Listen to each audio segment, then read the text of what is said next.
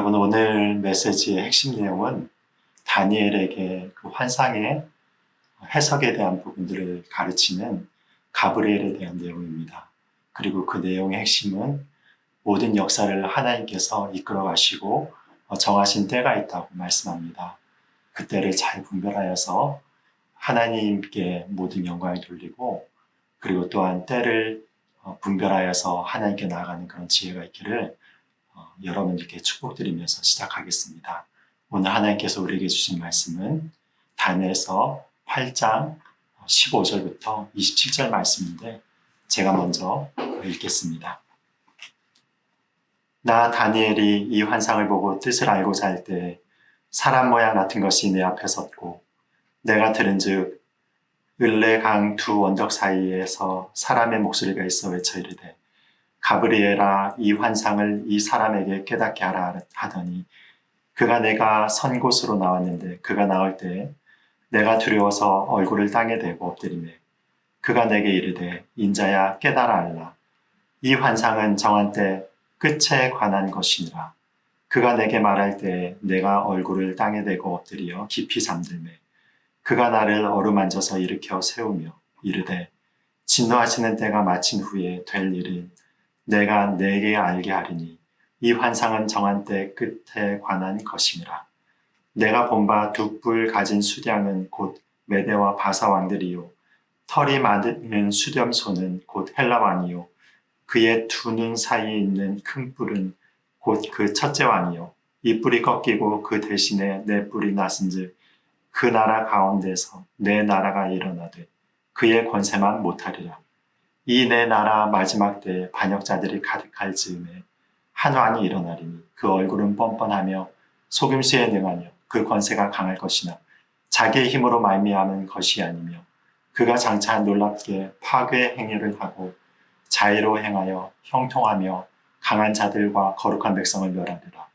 그가 꾀를 베풀어 제 손으로 속임수를 행하고 마음에 스스로 큰 채하며 또 평화로운 때에 많은 무리를 멸하며 또 스스로 서서 만왕의 왕을 대적할 것이나 그가 사람의 손으로 말미암지 아니하고 깨지리라. 이미 말한 바 주야에 대한 환상은 확실하니 너는 그 환상을 간직하라. 이는 여러 날 후의 이름이라 하더라. 이에 나 다니엘이 지쳐서 여러 날 앓다가 일어나서 왕의 일을 보았느니라. 내가 그 환상으로 말미암아 놀랐고 그 뜻을 깨닫는 사람도 없었느니라. 아멘. 여러분, 오늘 이 말씀을 보니까 다른 환상과 좀 다른 면이 이렇게 강조가 되는데요. 그것은 무엇인가 하면은, 그동안의 꿈이라든지 환상은 다니엘이 해석을 했습니다. 그렇지만 이번에는 다니엘이 해석을 할 수 없는데 인자 같은 이가 가브리엘에게 명하여서 다니엘에게 그 환상의 해석을 주는 것을 볼 수가 있습니다. 여러분, 그렇다면 여기에서 나타난 이 사람 같은 자의 정체가 과연 누구일까요? 이 존재는 천사장 가브리엘에게도 명령을 할 수 있는 큰 권세를 가지고 있는 분이셨습니다. 여러분, 그렇다면 누구시겠습니까? 바로 예수님이라고 이렇게 추측을 할 수가 있습니다. 그렇지만 이 구약학자들은 이렇게 추측하는 것을 굉장한 비약으로 봅니다. 그러나 여러분, 천사장을 명령을 할 수 있는 분은 누구밖에 없습니까? 하나님밖에 없습니다. 게다가 이 인자로 나타난 이 모습으로 보는데, 이 인자로 나타난 자가 나타난 다니엘서에서 다른 본문이 있습니다. 그 본문이 바로 7장 13절부터 4절에 이렇게 나타나 있는데요. 거기에 보시면 모든 권세와 영광과 하나님, 그 나라를 하나님께서 주셔서 모든 만국을 이자에게 다스리게 하십니다. 그리고 그 나라의 권세는 영원한 권세이고 그의 나라는 영원토록 멸망하지 않는 나라라고 이렇게 나와 있습니다. 여러분, 그렇다면 여기에서 나온 다니엘 7장에서 나온 인자와 같은 이는 누구밖에 없겠습니까? 바로 예수님밖에 없는 것입니다. 여러분, 이것을 통하여서 우리가 알 수 있는 것은 무엇이죠? 역사를 주관하신 분이 예수님이라는 사실입니다. 이 주제가 바로 요한계시록에서도 계속 나타내지고 있습니다. 요한이 하나님의 오른손에 두루마리가 있는 것을 보죠. 그렇지만 그 두루마리에 인봉이 있기 때문에 그 인봉을 뗄 자가 아무도 없었습니다. 그래서 요한이 굉장히 소리를 높여서 크게 웃는 장면들이 나옵니다. 그런데 거기에서 어떤 장면이 나옵니까? 어린 양이 한 분이 나오셔서 그래서 하나님 오른손에 있는 그 두루마리의 인봉을 떼기 합당한 자로 그렇게 인정을 받는 것이 나옵니다. 여러분, 여기에서 나오는 이 어린 양의 모티프가 어디에서 나온 것입니까? 바로 6월절의 어린 양에서 나온 것입니다. 6월절 어린 양의 역할은 무엇입니까? 그 백성들이 하나님의 진노를 받아서 죽을 수밖에 없는데 6월절 어린 양을 잡아서 문설주에 이렇게 바르는 것을 볼 수가 있죠. 그러면 하나님께서 그 백성의 죄악들을 다 사하시고 넘어가서 구원을 받는 것입니다. 여러분, 이 어린 양의 역할을 한 분이 누구십니까? 바로 십자가에 달려서 우리 죄 대신 피를 흘리신 예수님이시라는 사실을 보여줍니다.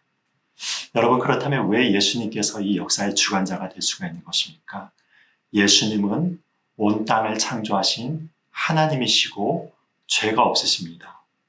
그런데 그 죄 없으신 예수님께서 그의 백성들을 위해서 십자가에 못 박혀 돌아가셨기 때문에 역사가 의미가 있게 되는 것입니다. 만약에 예수님의 이런 십자가의 능력이 없었으면요, 이 세상은 죄로 가득하고 구원을 받을 수가 없기 때문에 이 모든 역사 가운데서 희망도 없고 빛도 없는 것입니다.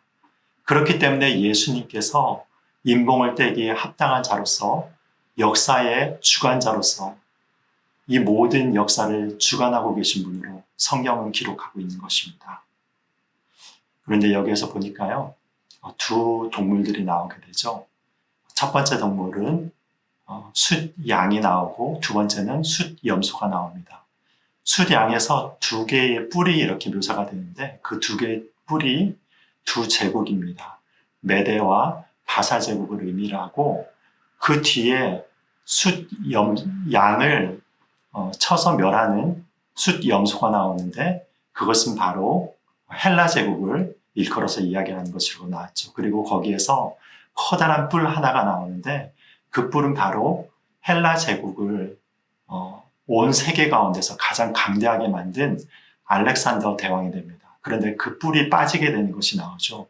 알렉산더 대왕이 여러분들이 아시다시피 큰 제국을 완성하였지만 33살 젊은 나이에 열병이 걸려서 죽음에 이르게 됩니다. 그 이후에 어떻게 됐죠? 그 후계자들이 바로 이 헬라 제국을 4개의 영토로 나뉘어서 분할하여서 다스리게 됩니다. 여러분, 그런데 그 4개의 그 왕국 중에서 이스라엘에게 가장 영향을 많이 미친 그 왕국이 셀루키드 왕국이라고 하는 그 왕국입니다. 그 왕국에서요, 바로 안티오쿠스라고 하는 그 왕이 나타나는데 안티오쿠스 4세는 이스라엘 백성들에게 굉장한 핍박을 가합니다. 그가 어떤 핍박을 가했느냐면 그 이스라엘 땅을 헬라화하기 위해서 율법에 있는 모든 것을 폐하려고 합니다. 게다가 성전에 들어가서 그 성전의 한복판에 그리스 신인 제우스상을 세우고 그리고 하나님께 드려져야 될 거룩한 제단 위에 드리는 그 제사를 유대인들이 혐오하는 그 돼지를 통하여서 제사를 드리고 돼지피를 뿌렸습니다.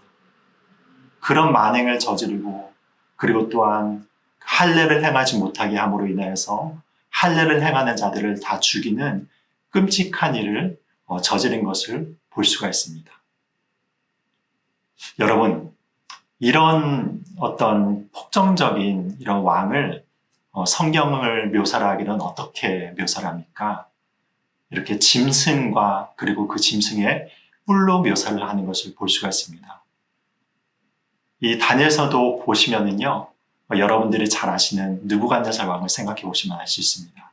느부갓네살 왕이 그 바벨론의 여러 큰 권능을 자기의 영광으로 취하였을 때 하나님께서 벌을 주셔서 어떻게 합니까? 왕궁에서 쫓겨나서 그가 들에 나가서 소처럼 풀을 뜯어먹는 마치 짐승과 같은 삶을 살게 됩니다. 이것의 의미를 하는 것이 무엇이냐면 하나님께 영광을 돌리지 않는 모든 제국과 나라들은 바로 이런 짐승과 같다는 것을 이야기를 하고 있습니다. 그런데 여러분, 이 짐승의 최후는 어떻게 되는 것입니까? 사람의 손으로 의하지 아니하고 멸망이 된다고 지금 이 본문이 이렇게 기록하고 있는 것입니다. 그래서 우리가 기억하는 것은 무엇이냐면요. 이 인생의 어려움들이라든지 역사의 고난의 모든 순간이 우리들에게 너무나도 크게 역사를 한다 하여도 그 모든 권한과 그때는 하나님 안에서 결정이 된다는 것을 보여주고 있는 것입니다. 결과적으로는 하나님께서 이 모든 것을 멸하시게 되는 것입니다. 여러분 전도서 3장 11절을 보면은요. 이 때에 대해서 굉장히 아름다운 말씀으로 이렇게 묘사하고 있습니다. 하나님이 모든 것을 지으시되 때를 따라 아름답게 하셨고 또 사람들에게는 영원을 사모하는 마음을 주셨느니라. 그러나 하나님이 하시는 일의 시종을 사람으로 측량할 수 없게 하셨도다. 여러분 궁극적으로 큰 일과 작은 일, 크게는 역사와 작게는 우리 개인의 인생 가운데서도 때때로 다가오는 엄청난 시련의 때가 있습니다. 그렇지만 하나님께서는 모든 역사와 더불어서 우리 개개인의 삶을 주관하고 다스리십니다. 그래서 그 사랑하는 자녀들에게 주시는 약속이 무엇입니까? 때를 따라 아름답게 하시는 역사인 것입니다. 여러분 산에 한번 가보시면은 이것을 볼 수가 있죠. 아름다운 산일수록 그 산세가 어떻습니까? 때로는 굉장히 험한 골짜기가 나오기도 하고 높은 산이 나오기도 하고 험준한 여러 풍경들이 펼쳐지는데 여러분 그런 험준한 산 가운데서 그 모든 험준한 것들이 이루어서 조화를 이루고 정말로 우리 눈으로 보기에 너무나도 아름다운 절경을 이루는 것을 볼 수가 있습니다. 여러분 이것은 역사에도 마찬가지입니다. 하나님의 역사가 마치 순탄한 강과 같이 흘러가는 그런 역사가 아니라요. 이런 험한 산과 같은 역사이고 그것은 우리의 개인들에게도 마찬가지일 수 있습니다. 그러나 그 모든 험한 산골짜기 같은 역사와 개인의 삶 가운데서도 하나님께서 함께 하시면 그 모든 것이 이루어져서 어떻게 되는 것입니까? 아름다움을 이루는 것입니다. 그래서 하나님께서 우리들에게 그런 역사를 주시죠. 하나님을 사랑하는 자, 곧 그의 뜻대로 부르심을 받은 자에게는 모든 것이 협력하여 선을 이룬다고 말씀하십니다. 그것은 역사도 마찬가지고요. 우리의 인생도 마찬가지인 것입니다. 여러분이 이 말씀을 붙들고 나가셔서 어떤 어려움들이 있어도 우리 가운데 어떤 일들이 있어도 역사 가운데서 어떤 고난이 있어도 이 말씀을 붙들고 믿음으로 나아가셔서 주님 안에서 승리하는 인생들이 되기를 예수님의 이름으로 축복드립니다. 기도하시겠습니다. 하나님 아버지 오늘 이 시간에 이 말씀을 통하여서 역사의 주관자가 하나님 되심을 바라봅니다.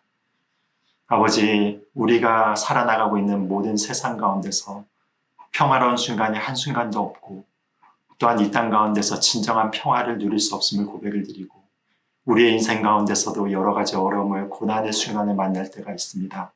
그러나 주님 이 모든 것을 하나님께서 주관하심을 기억하게 하여 주시옵시고 하나님을 사랑하는 자, 곧 그의 뜻대로 부르심을 받은 자들에게는 모든 것이 협력하여 선을 이룬다는 사실을 기억하고 순간순간 하나님을 의지함으로 말미암아 모든 것 가운데 승리할수록 도와주시옵소서. 그래서 우리의 인생을 아름답게 하여 주시고 주님을 향하여서 영원을 바라보며 사모하며 나갈 수 있는 자들 되시도록 축복하여 주시옵소서. 예수님의 이름으로 기도드립니다. 아멘.